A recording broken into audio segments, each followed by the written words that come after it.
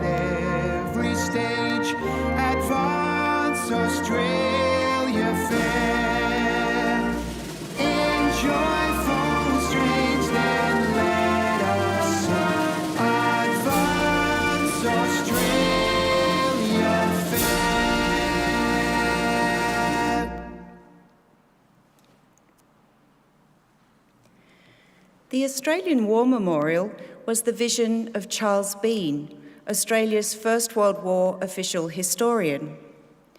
Bean landed with the Australian troops on Gallipoli and stayed with them at the front through to the end of the war. The idea of this national memorial and museum came to him at Pozières, France, in the depths of the bloody fighting of 1916. Bean's idea was that this would be a place where families and friends could mourn loved ones buried in faraway places. It would also be a place that could help all Australians understand what these men and women had endured and what they had done for us. Bean's vision, to which we remain true, is best expressed as inscribed in the entrance to the memorial's galleries. Here is their spirit, in the heart of the land they loved, and here we guard the record which they themselves made. Tonight, we will read the story behind just one of those on the Roll of Honour, which lists the names of more than 102,000 men and women who have given their lives for us in war and on operations for more than a century. But first, we present a lament, flowers of the forest. Wreaths and floral tributes will now be laid at the base of the pool of reflection.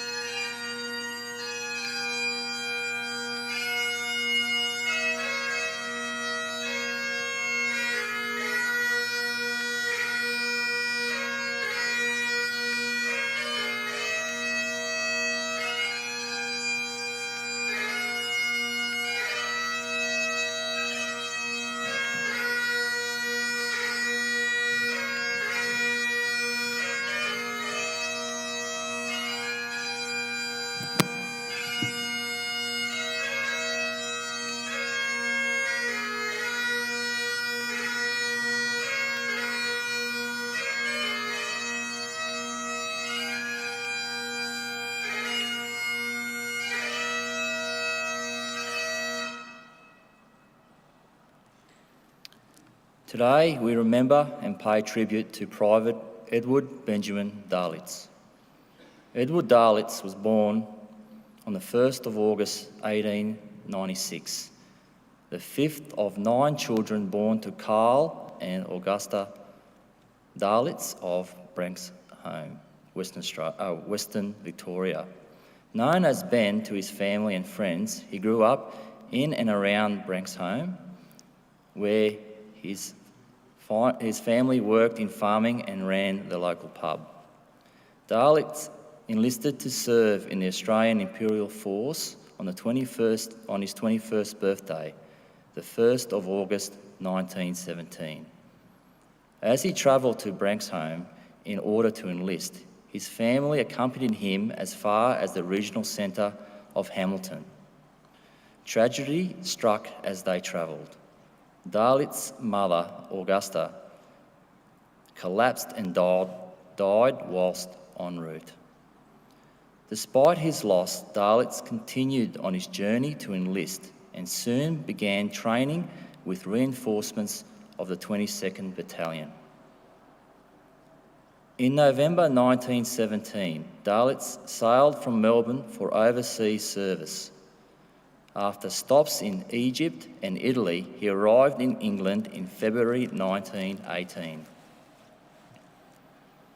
Having continued training and preparation for war on the Western Front in April, he made for France, joining his unit, B Company of the 22nd Battalion, for the first time as they were working on improvements to support trenches near La Vallée, north of the Somme River. Just 2 days later, in appalling weather conditions, Dahlitz and his unit moved to the front line trenches. Dahlitz joined the 22nd Battalion as it was helping to bolster defences along the Somme in the aftermath of German spring offensive. Dahlitz and his unit cycled between occupying the front line, participating in raids on German positions, and training and resting behind the front. When in the front-line trenches, the troops of the 22nd Battalion occasionally conducted raids on the German lines in order to capture intelligence, prisoners of war, and German equipment. On the 19th of May, the battalion took part in a raid nearly a kilometre of German lines. After a barrage on the German positions, the men rushed from their trenches into the fire of numerous German machine guns. Dahlitz's company formed part of the left of the attack and managed to capture several machine gun posts, despite coming under fire from its own artillery. Australian casualties in this raid were recorded as 184 killed, wounded, or missing. German casualties were estimated at over 350. In May to July, Dahlitz and the 22nd Battalion were recuperating behind the front lines near the headquarters area of Gilles, to the west of Villers-Bretonneux, when they came under a German gas artillery bombardment. On the night of the 16th of July, it is estimated that some 7,000 gas shells fell on the area in 3 hours. Weather conditions meant that the gas did not disperse quickly, saturating the low-lying areas. The men wore their gas masks and were evacuated, but in the time it took them to get out of the area, they suffered terrible casualties. Around 200 members of the battalion. Dahlitz B Company was so badly depleted that it had to be amalgamated with A Company. Dahlitz was gassed that day. Originally recorded as slightly wounded, he was able to walk to a nearby field ambulance, from where he was sent to the 49th Casualty Clearing Station for further treatment. During treatment, however, his condition rapidly deteriorated and he was recorded as suffering from symptoms of bronchopneumonia. He died of his wounds at 2:45 p.m. on 21st of July 1918, 4 days after being gassed. 21 years old, he died exactly 1 year to the day after his mother. Today, he remains lie buried in the Saint Riquier British Cemetery in France, where over 80 soldiers of the First World War now lie. Private Edward Benjamin Dahlitz, named, is listed on the Roll of Honour on my right, among almost 62,000 Australians who died while serving in the First World War. His photo is displayed beside the pool of reflection. This is one of many stories of service and sacrifice told here at the Australian War Memorial. We now remember Private Edward Benjamin Dahlitz, who gave his life for us, for our freedoms, and in the hope of a better world.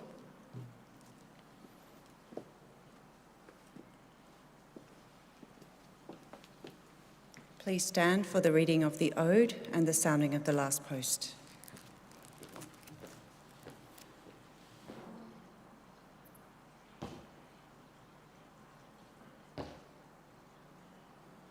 They shall grow not old, as we that are left grow old.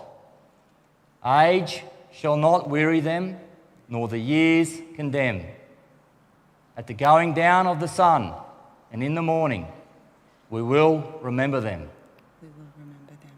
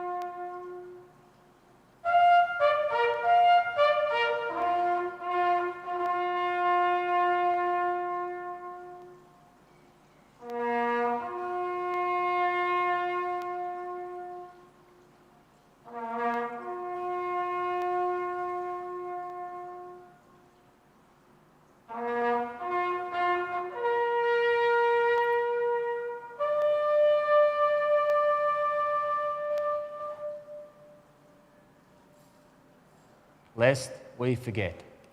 Lest we forget.